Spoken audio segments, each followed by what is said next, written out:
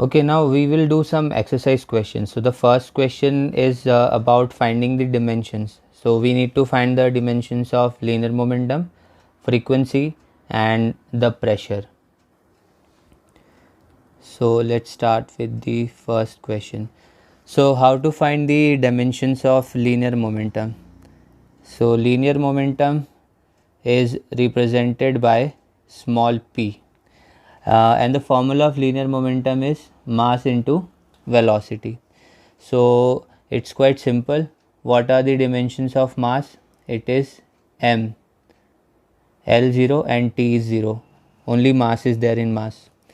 Then velocity. Velocity has dimensions of meter per second, that is length and time. So we will have m will be 0, there will not be any mass dimension, then L, and T minus 1 because this is 1 over T. Okay, so ultimately the dimensions of momentum will be m, L, T minus 1. Now what about the second one, frequency? So what is the formula for frequency? So frequency is the inverse of the time period. So this is quite simple. Mass m is 0, L is also 0 and T is minus 1 because this is 1 by T. So the dimension of frequency is m0, L0, T minus 1. Now what about pressure? So the formula for pressure, this is capital P, this is small t. So the formula for pressure is force upon area. Now the formula for force is m into a upon area, mass into acceleration upon area.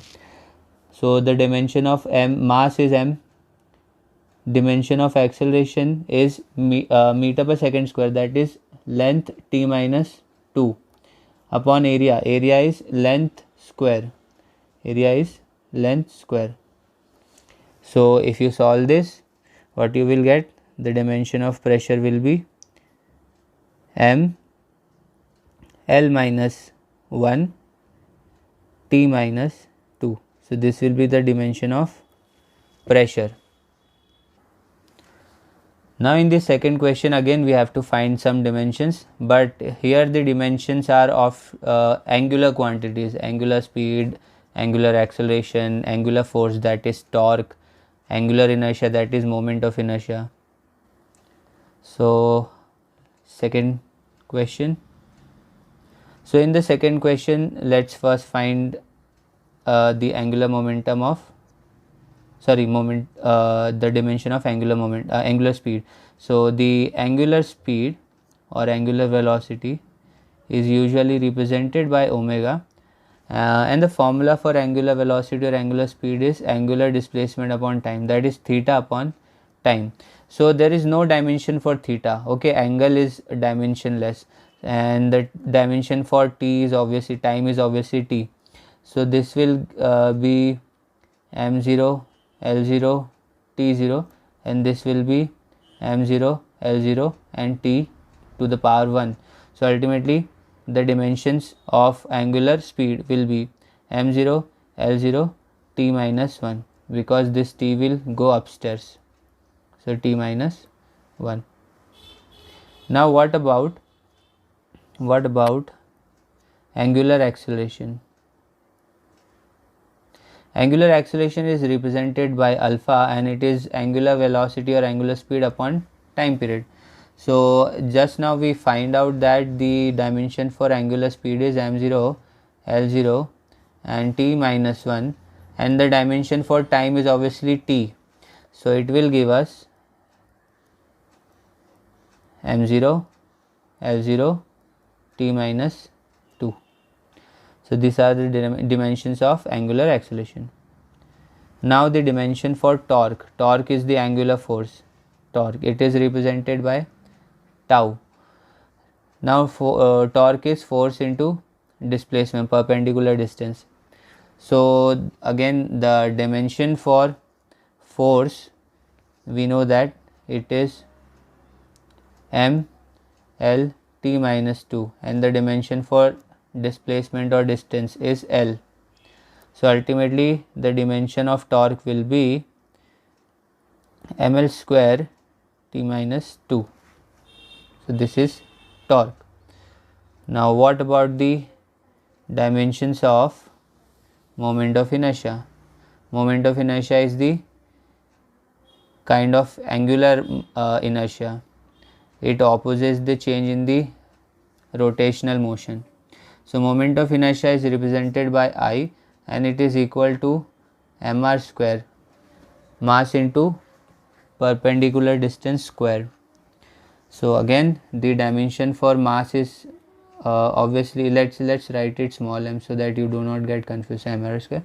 So dimension for mass is m and dimension for r square will be l square. So the dimension for moment of inertia is m l square t to the power 0. So this is our second question's solution. Now in the third question again we have to find some more dimensions. Now here electric field, magnetic field, permeability etc. are given, and relevant formulas are also given to us so that we can use these formulas to find the values of find the dimensions of various quantities. So answer 3, solution of question number 3. So here what do we have? First of all we need to find the dimension of electric field, which is represented by E. Now electric field is equal to force upon charge. Now again the dimension of force is ml t minus 2 and dimension for charge. Now here we have to use some more formulas or some more dimensions. So here current will be used as the fundamental dimension, fundamental quantity. So charge is equal to current into time period. So that is for current we can use I as the dimension, and for time again we will use t. So the dimension of electric field will be m l t minus 3 I minus 1. Remember this I is another fundamental quantity which is the current. So when we are talking about electricity or magnetism, current will be used as the fundamental quantity apart from mass, length and time. So second, magnetic field was asked. So the formula for magnetic field is force upon qv. So here velocity is extra. So same ml t minus 2 I t, for velocity it is l t minus 1. So after solving this, the dimension for magnetic field will come out to be m l t minus 2 I minus 1. This should be t minus 2, sorry, m t minus 2 I minus 1. So this will be the dimension for magnetic field intensity. Now the third is magnetic permeability, which is represented by mu naught. So this permeability tells us about how easily the magnetic field can travel in any medium. So the formula is magnetic field into 2 pi a. Now a is the length and upon I is the current. So what we will have for magnetic field, we will have m t minus 2 l I minus 1. For 2 and pi there is no dimension, and for a, that is length, so it will be l upon current is obviously I. So after solving this you will get m l t minus 2 I minus 2. So this will be the dimension for the magnetic permeability, magnetic field, and this is electric field. So this is how you can do you can find the dimensions. Now in the next question we need to find the dimensions of dipole moment, electric and magnetic dipole moments. So the formulas are given here. So let's try to find the dimensions.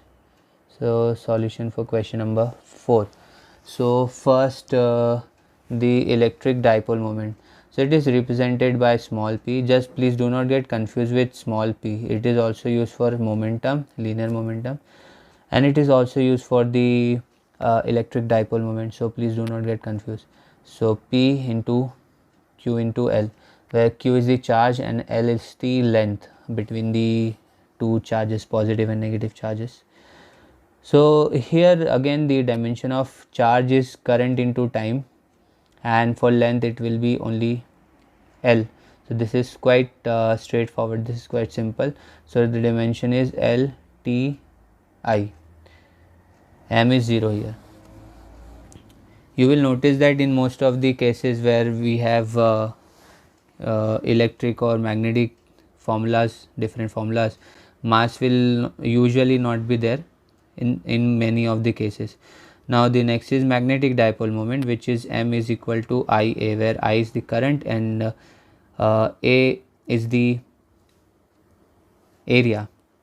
So what we will have, so we will have for I, we will have obviously I, and for area we will have L square. So ultimately the dimension will be L square I. So this will be dimension for magnetic dipole moment. In question number 5 again the dimensions are asked for the but here something different is there. Here we are asked that what are the dimensions of Planck's constant h from this equation, E equal to h nu. So here what is different is that h is a constant term. Okay, so sometimes people get confused that constant terms do not have dimensions. So it is not necessary. Okay, sometimes constants do not have any dimension, but sometimes they do have dimensions. So remember that it is not necessary that if we have a constant then it will be dimensionless. So here we are asked to find the dimensions of Planck's constant h by the formula E equal to h nu. So this is question number 5. So in this question the equation is E equals h nu. So h is E upon nu. So when nu is the frequency, so the dimension for energy is mLT minus ml2 t minus 2, and dimension for frequency is t minus 1 as discussed earlier. So ultimately what we will get ml square t minus 1. So this will be the dimension for the Planck's constant. Now the turn is for the thermodynamic quantities like specific heat, gas constant, coefficient of linear expansion, etc. So these are thermodynamic quantities. So let's start with question number 6.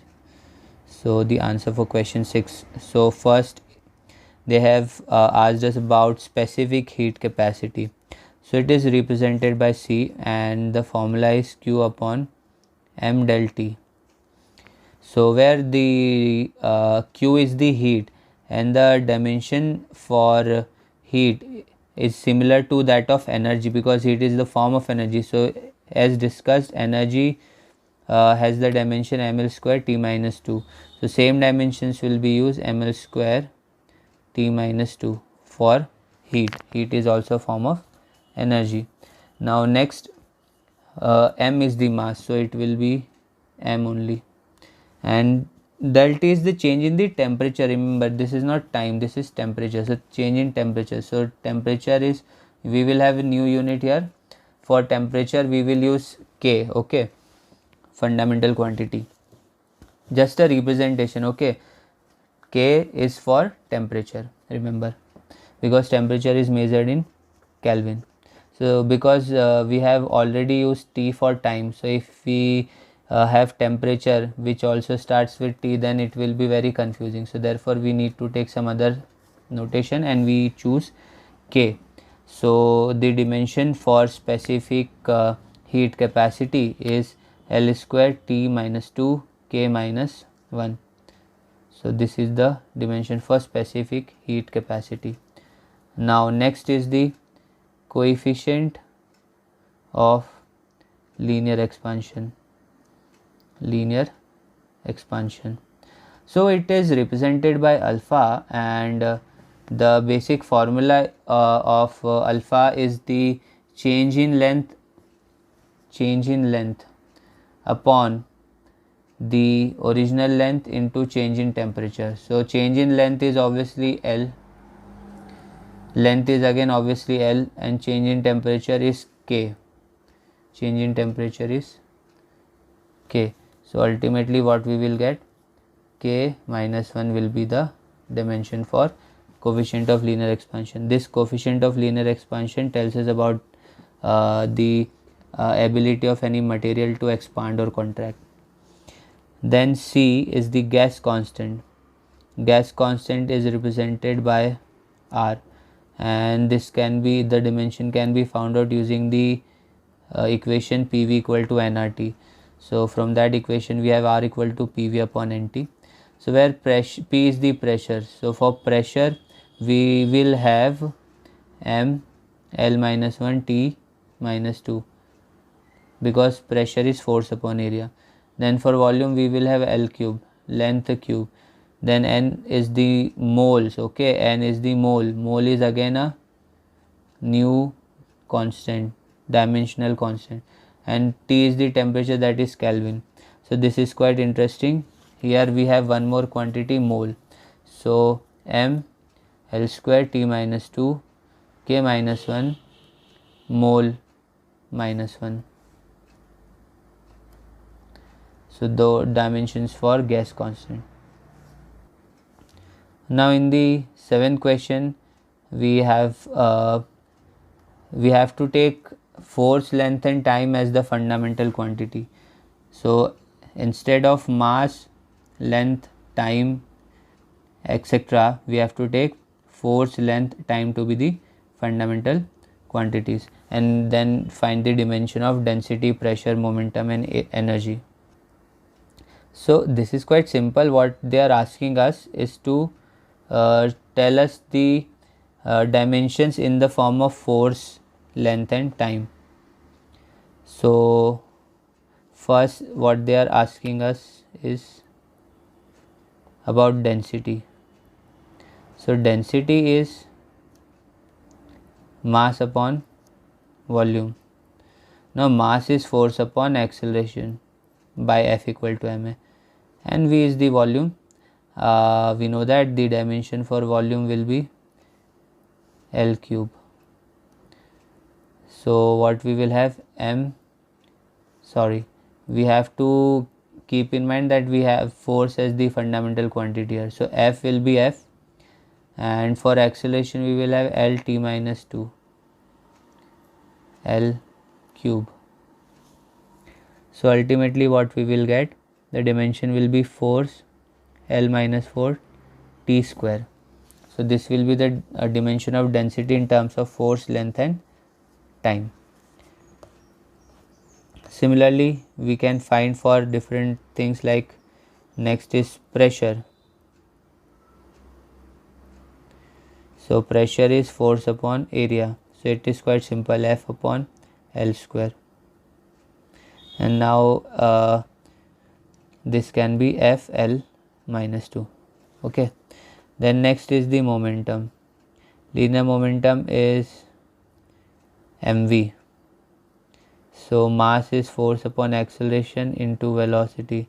So this velocity is there, then we will get F L minus Lt minus 2 for acceleration. Velocity is Lt minus 1. So ultimately for momentum we will have force into time, Ft, the dimension. Then energy.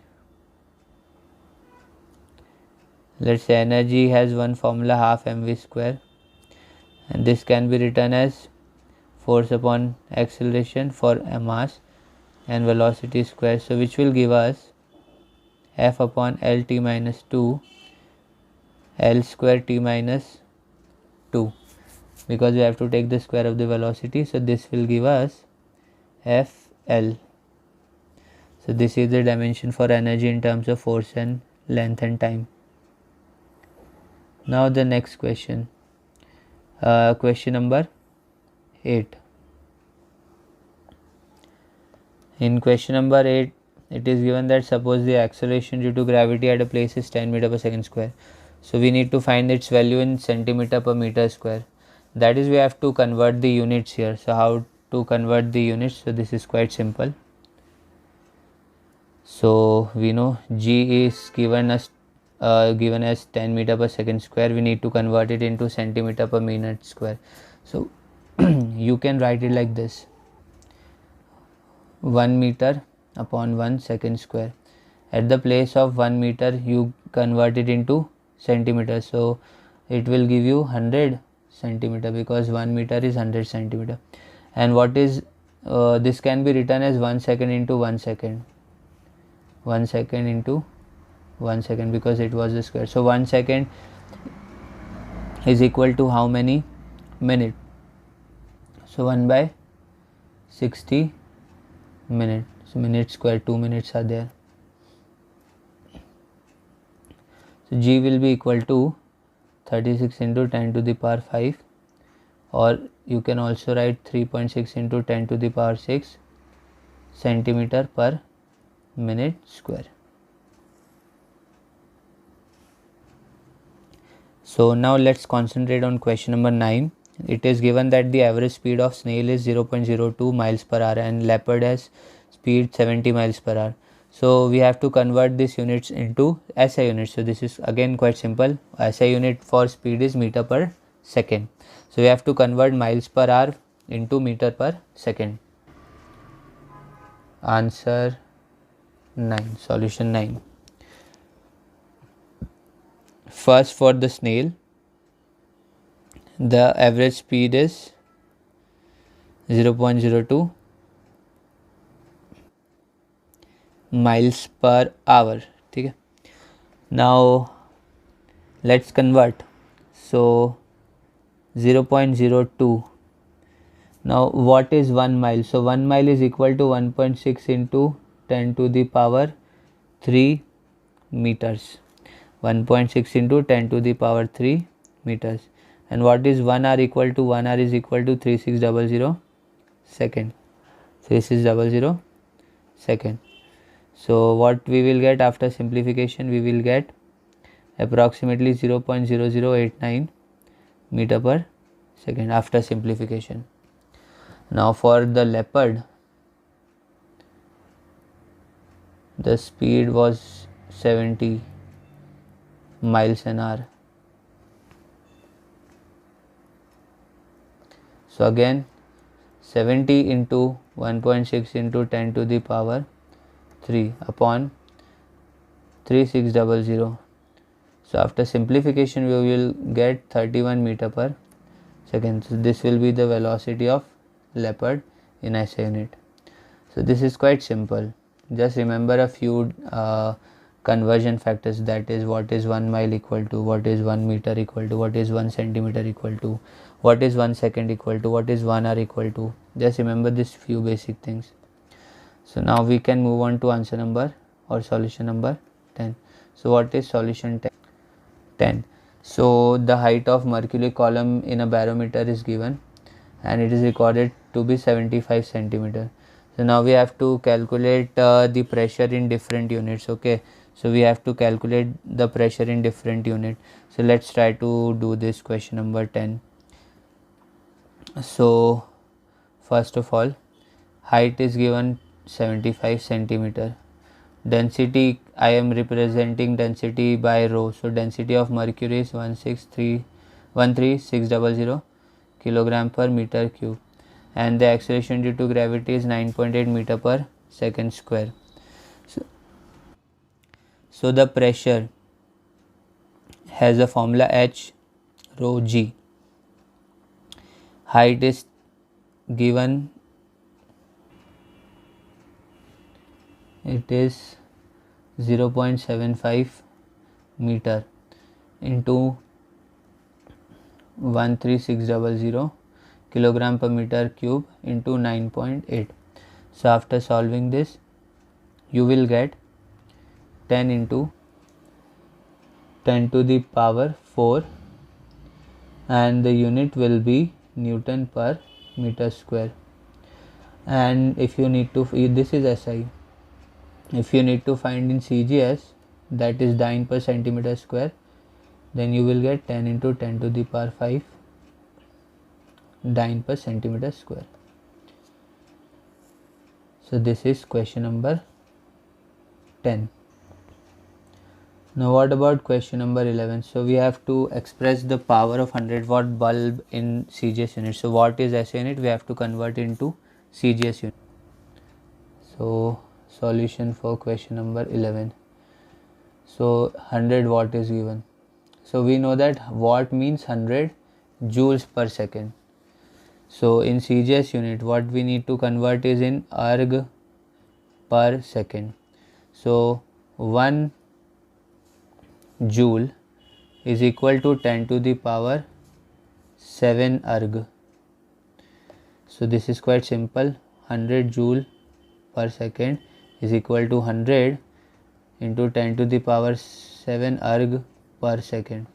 So it will give us 10 to the power 9 erg per second. So this will be the value in CGS unit.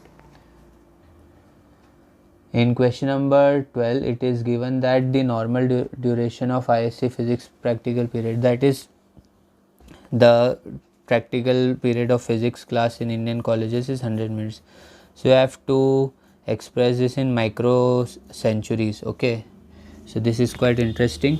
1 micro century is 10 to the power minus 6 into 100 years, because century is 100 years, so micro is 10 to the power minus 6, so micro century is 10 to the power minus 6 into 100 years.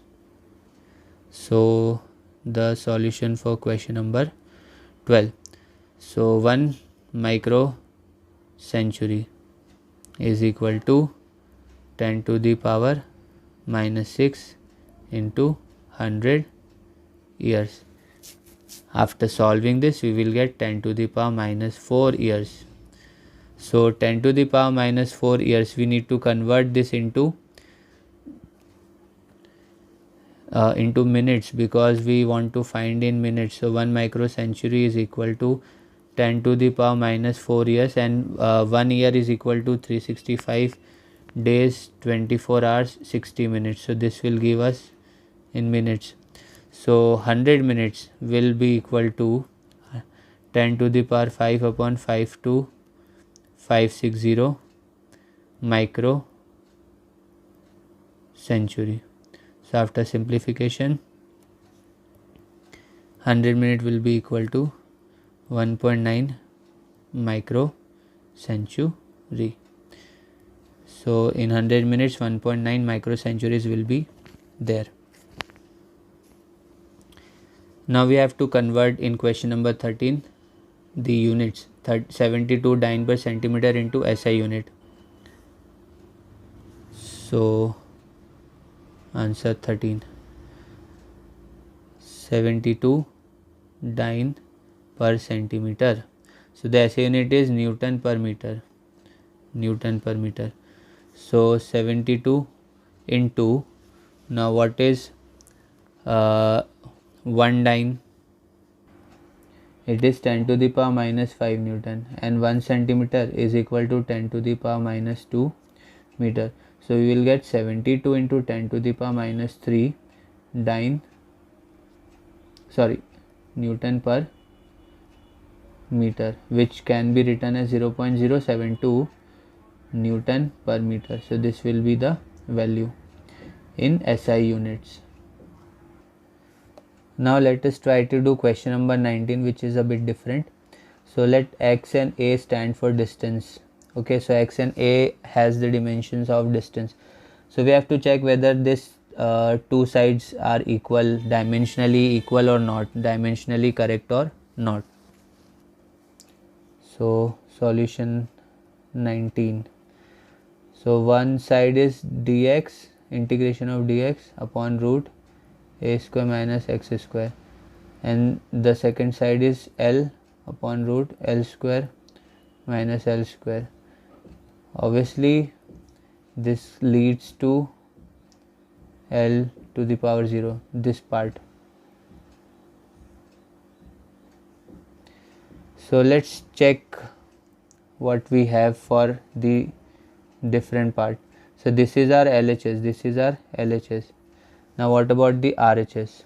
So RHS is 1 by A sine inverse A by X. just again repeating, dimension of length is L, dimension of length is L.